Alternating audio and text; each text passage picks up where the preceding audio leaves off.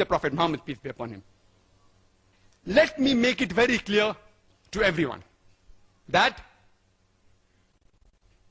this Bible, which the Christians believe to be the word of God, is not the Injil which we Muslims believe was revealed to Prophet Jesus, peace be upon him. This Bible, according to us, it may contain the words of God, but it also contains words of prophets, words of historians. It contains absurdities, obscenity, as well as innumerable scientific errors.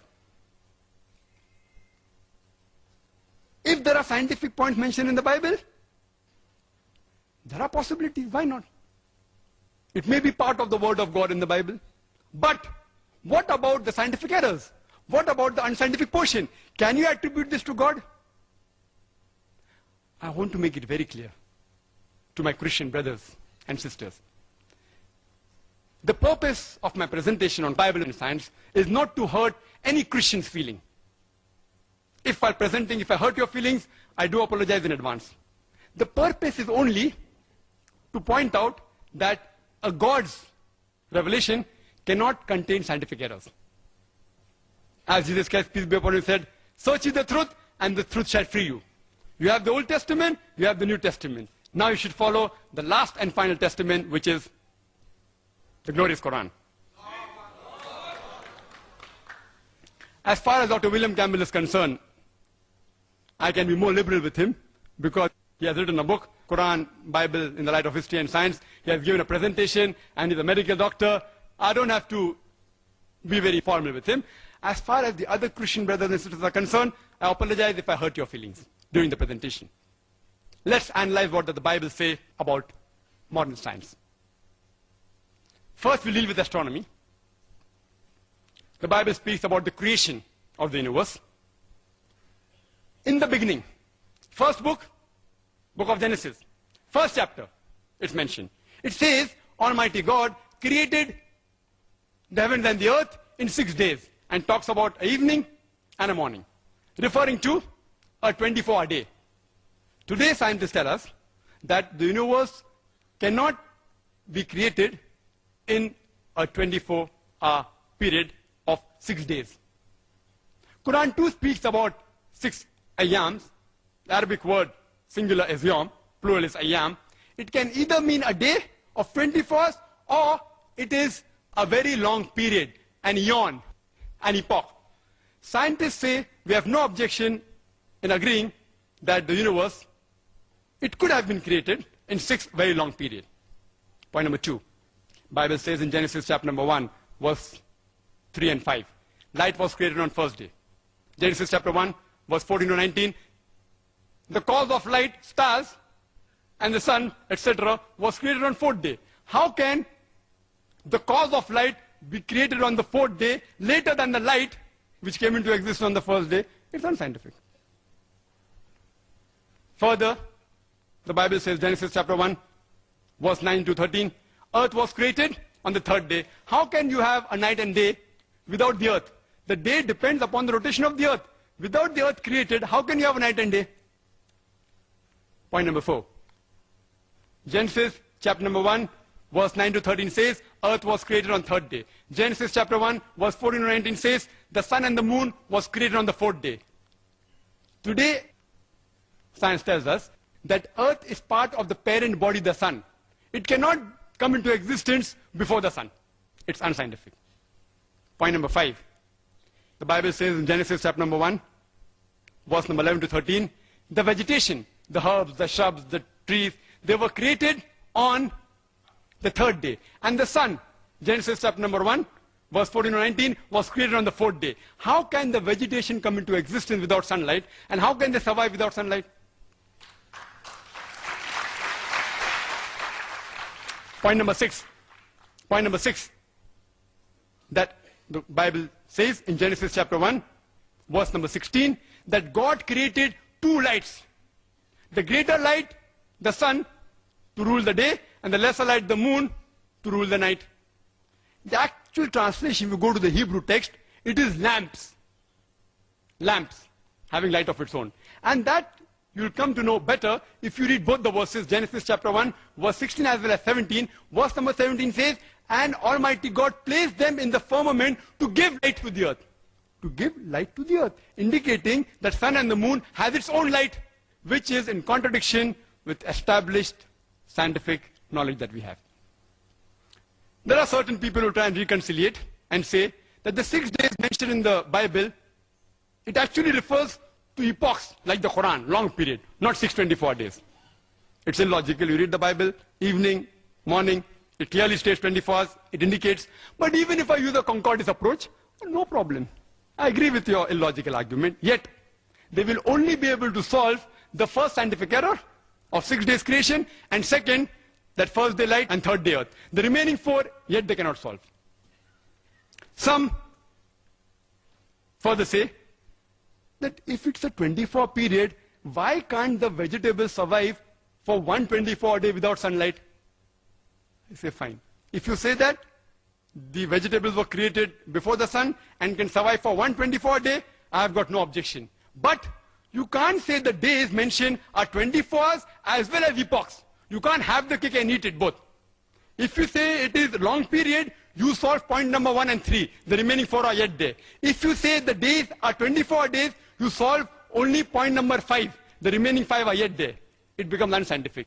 I leave it to Dr. William Campbell, whether he wants to say it is long period and say that there are only 4 scientific errors, or say it is a 24 days and say there are only 5 scientific errors in the creation of the universe. Regarding the concept of earth, there are various scientists who have described how will the world end. Hypothesis. Some may be right, some may be wrong. But either the world will perish or the world will live forever. Both cannot take place simultaneously. It's unscientific. But this is exactly what the Bible says. It's mentioned in the Bible. In the book of Hebrews, chapter number 1, verse number 10 and 11. And in the book of Psalms, chapter number 102, verse number 25 and 26, that Almighty God created the heavens and the earth, and they will perish. Exactly opposite is mentioned in the book of Ecclesiastes, chapter number 1, verse number 4, and the book of Psalms, chapter number 78, verse number 69, that the earth will abide forever. I leave it to Dr. William Campbell to choose which of the 2 verses are unscientific. The first pair or the second pair. One has to be unscientific. Both cannot take place. The world cannot abide forever as well as perish. It's unscientific. Regarding the heavens, the Bible says in Job chapter 26 verse 11 that the pillars of the heaven will tremble. Quran says in Surah Luqman chapter 31 verse number 10 that the heavens are without any pillars. Don't you see it? Don't you see the heavens are without any pillars? Bible says heaven has got pillars. Not only do the heavens have got pillars, Bible says in the first book of Samuel, chapter number 2, verse number 8, as well as the book of Job, chapter number 9, verse number 6, and the book of Psalms, chapter number 75, verse number 3, that even the earth have got pillars. In the field of diet and nutrition, let's analyze what does the Bible say. The Bible says in the book of Genesis, chapter number 1, verse number 29, that God has given you all the herbs bearing seeds, the trees bearing fruits, those that bear seed, as meat for you. New International Version says the seed bearing plant and the trees bearing fruits, bearing seeds are food for you, all of them. Today, even a layman knows that there are several poisonous plants like wild berries, strychnine, datura, plants containing alkaloid, oleander, buckeye pod, that which if you ingest, if you eat, there are high possibilities you may die. How come the creator of the universe and human beings doesn't know that if you have these plants you will die? I hope Dr. William Campbell doesn't give this vegetarian diet to his patients. The Bible has a scientific test how to identify a true believer. It's mentioned in the Gospel of Mark, chapter number 16, verse number 17 and 18. It says that there will be signs for true believers, and amongst the signs, in my name, They shall cast out devils. They shall speak foreign tongues, new tongues. They shall take up serpents. And if they drink deadly poison, they shall not be harmed. And when they place their hand over the sick, they shall be cured. This is a scientific test. In scientific terminology, it's known as the confirmatory test for a true Christian believer. In the past 10 years of my life, I have personally interacted with thousands of Christians, including missionaries. I have not come across a single Christian who has passed this confirmatory test of the Bible. I have not come across a single Christian who took poison. I have not come across any who took poison and who has not died. And in scientific terminology, this is also called as a falsification test. That means if a false person tries and does this test, takes poison, he will die. And a false person will not dare attempt this test. If you are not a true Christian believer, you will not dare attempt this test. Because if you try and attempt the falsification test, you will fail. So, a person who is not a true Christian believer will never attempt this test. I have read the book, the Quran, the Bible in the light of history and science, written by Dr. William Campbell. And I assume that he is a true Christian believer. And at least I would like him to confirm to me about the falsification test.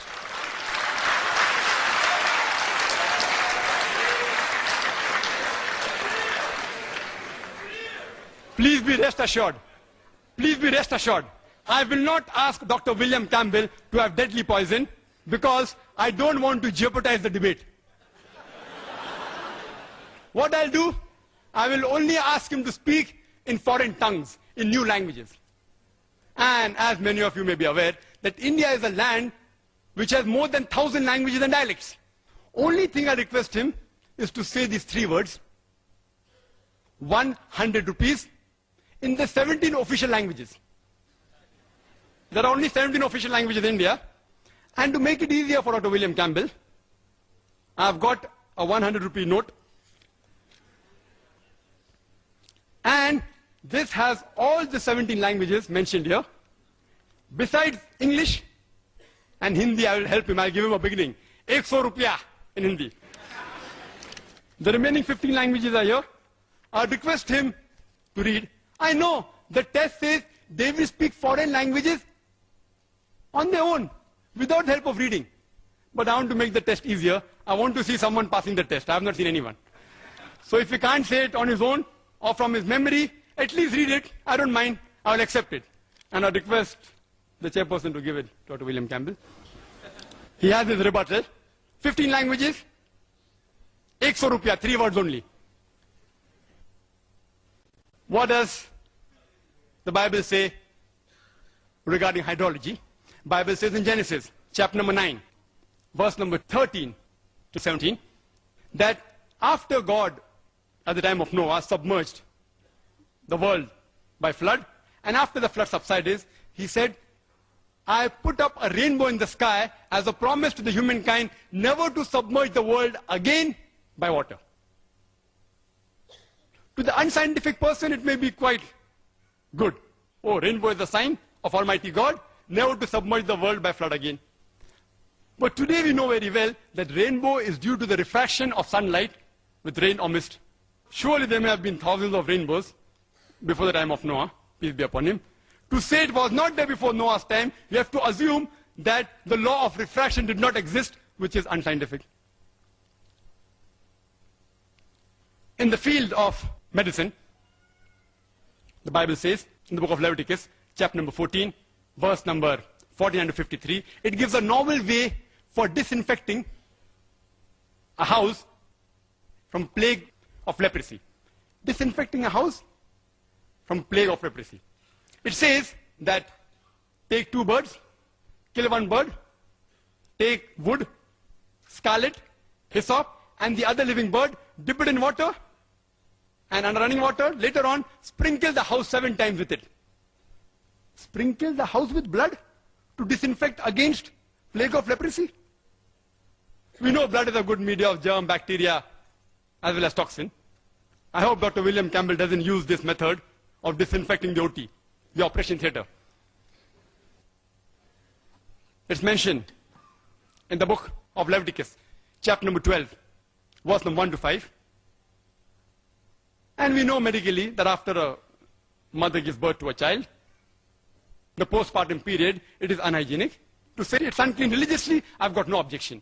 But Leviticus chapter number 12, verse number 1 to 5 says that after a woman gives birth to a male child, she will be unclean for 7 days. And the period of uncleanness will continue for 33 days more.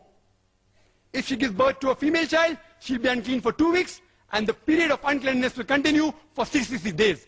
In short, if a woman gives birth to a male child, a son, she is unclean for 40 days. If she gives birth to a female child, a daughter, she is unclean for 80 days. I would like Dr. William Campbell to explain to me scientifically, how come a woman remains unclean for double the period if she gives birth to a female child as compared to a male child.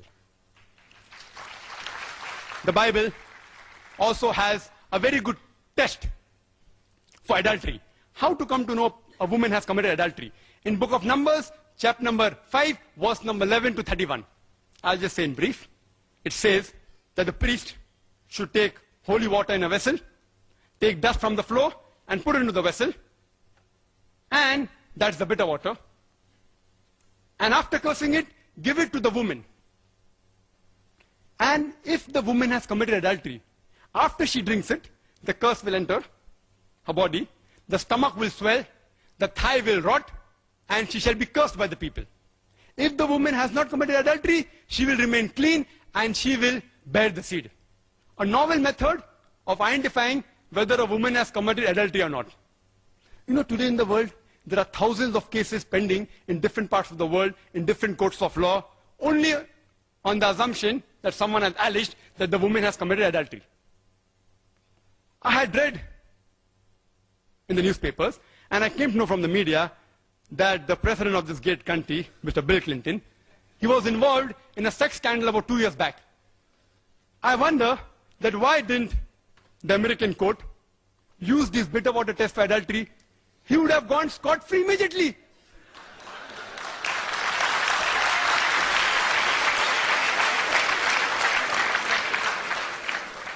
Why didn't the Christian missionaries of this great country, especially those who are in the medical field, like my respected Dr. William Campbell, use this bitter water test to bail out their president immediately?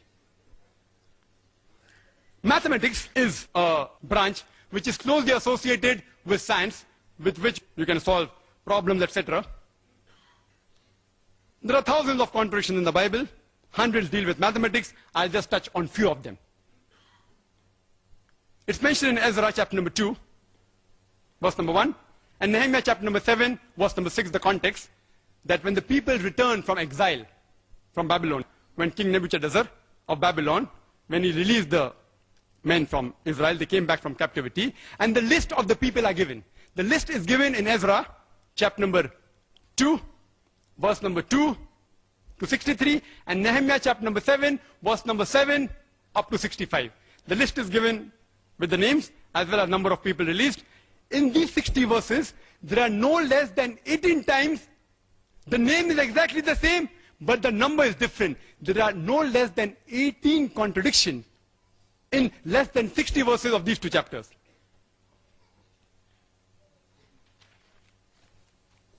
This is the list. I don't have time to run through the list. There are no less than 18 different contradictions in less than 60 verses. Further, it's mentioned in Ezra, chapter number 2, verse number 64, that the total congregation, if you add up, it comes to 42,360. And if you read in Nehemiah chapter number 7, verse number 66, they also the total is the same, 42,360. But if you add up all these verses, which I had to do my homework, this is a list. This is the list of Ezra. This is the list of Nehemiah. Ezra chapter number 2, Nehemiah chapter number 7. if you add up, I had to do my homework.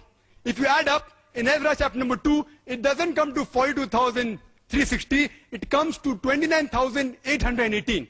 And if you add up Nehemiah chapter number 7, even there it doesn't come to 42,360, it comes to 31,089. The author of the Bible, presumed to be Almighty God, does not know simple addition. If you give this problem even to a person who's passed elementary school, he'll be able to get the right answer. If you add up all the 60 verses, it's so easy. Almighty God didn't know adding, knows billah, if we presume that this is the word of God. Further, if we read in Ezra chapter number 2, verse number 65, it says there were 200 singing men and women. Nehemiah chapter number 7, verse 67, there were 245 singing men and women. Were they 200 or were there 245 singing men and women? Context is the same, a mathematical contradiction. It's mentioned in the 2 Kings, chapter number 24, verse number 8, that Joachim was 18 years old when he began to reign Jerusalem. And he reigned for 3 months and 10 days. 2 Chronicles, chapter number 36, verse number 9 says that Joachim was 8 years old when he began to reign, and he reigned for 3 months, 10 days. Was Joachim 18 years when he began to reign, or was he 8 years old? Did he reign for 3 months, or did he reign for 3 months, 10 days? Further, it's mentioned in the 1 Kings, chapter number 7, verse number 26, that in Solomon's temple, in his molten sea, he had 2,000 baths. In 2 Chronicles, chapter number 4, verse number 5, he had 3,000 baths. Did he have 2,000 baths or did he have 3,000 baths? That I leave it upon Dr. William Campbell to decide which is correct. There is a clear-cut mathematical contradiction. Furthermore, it's mentioned in the 1 Kings, chapter number 15, verse number 33, that Baasha, he died in the 26th year of reign of Asa. And 2 Chronicles, chapter number 16, verse number 1 says that Baasha invaded Judah in the 36th year of the reign of Asa. How can Baasha invade 10 years after his death? It's unscientific. To make it easier for Dr. William Campbell to answer to the points I have raised, I'll just mention it in brief. The points that I mentioned. The first point was that the creation of the earth and the heaven, the universe, was in 624 days. Light was there before the source of light. Point number 2.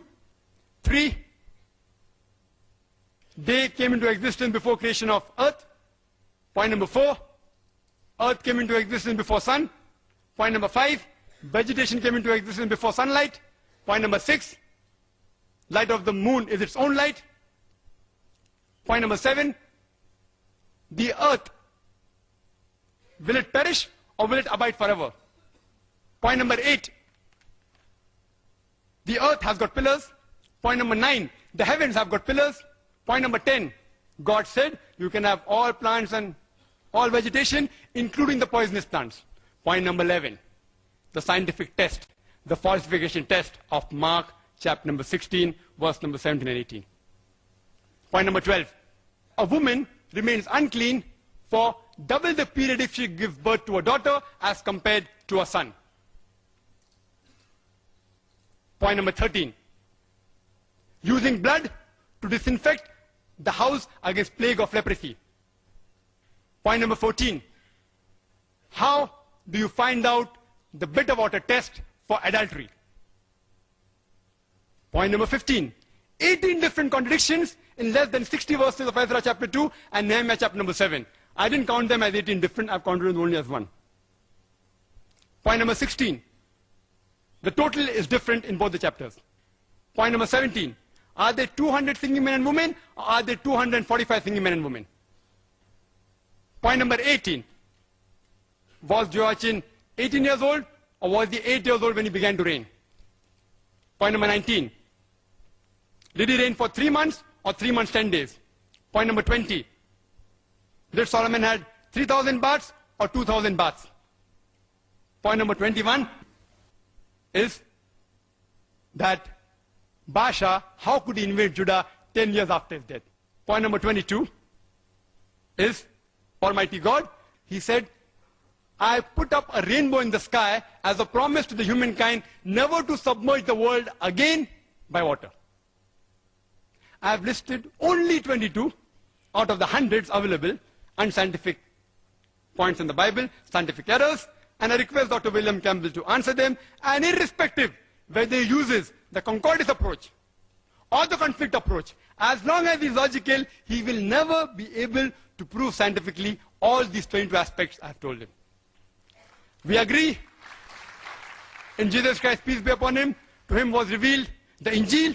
This is not the Injil. It may contain part of God, but the other unscientific portion is not the word of God. I would like to end my talk by giving the quotation of the glorious Quran from Surah Baqarah chapter 2 verse 17, which says, فَوَيْلٌ لِلَّذِينَ يَكْتُبُونَ الْكِتَابَ بِأَيْدِيهِمْ ثُمَّ يَقُولُونَ هَذَا مِنْ عِنْدِ اللَّهِ لِيَشْتَرُوا بِهِ ثَمَنًا قَلِيلًا فَوَيْلٌ لَهُم مِّمَّا كَتَبَتْ أَيْدِيهِمْ وَوَيْلٌ لَهُم مِّمَّا يَكْسِبُونَ. Woe to those who write the book with their own hands and then say this is from Allah, to traffic with it for a miserable price. Woe to those for what they write, woe to those for what they earn. Wa akhiru da'wana alhamdulillahi rabbil alameen.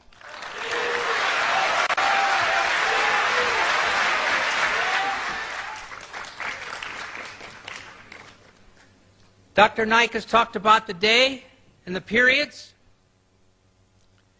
The day in the Bible also can have the time of a long period. Doesn't have to be 24 hours, as Dr. Bukai wanted to insist in his book. And I believe that it was long periods of time. And there are these problems that he has said, and I don't deny them, and I don't have good answers for them. But I will tell about...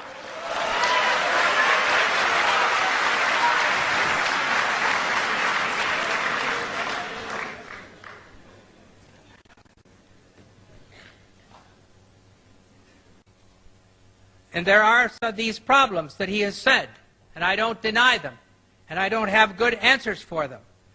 But I will tell about...